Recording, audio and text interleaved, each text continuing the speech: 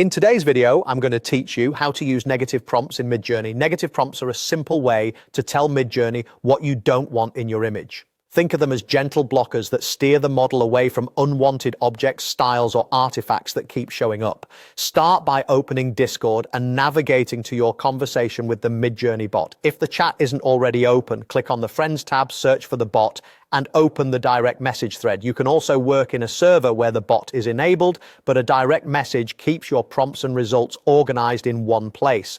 In the message box, type the / command imagine. Immediately after that, write your main prompt exactly as you normally would. For example, a basket of fruits on a rustic wooden table, soft, natural light, detailed, photorealistic.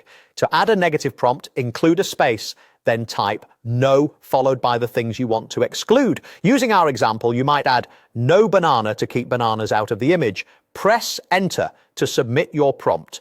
Midjourney will queue the job and return 4 options. If you still see items you don't want, refine the negatives. You can list multiple exclusions separated by commas, like no banana, plantain, yellow fruit, or remove distractions such as no text, watermark, logo. Keep your exclusions specific and relevant. Overly broad or contradictory negatives can confuse the model. You don't need quotation marks, and placing no near the end of your prompt helps readability. A quick expectation check. Negative prompts reduce the chance of something appearing. They're not always an absolute ban.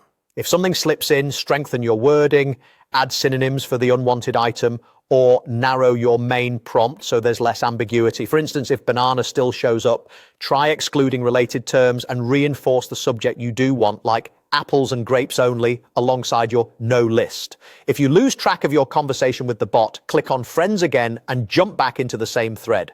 Keeping everything in one chat makes it easier to iterate, compare versions, and reuse prompts. That's the workflow. Open the Midjourney bot in Discord, use imagine with your descriptive prompt, add no plus the items to exclude, and submit.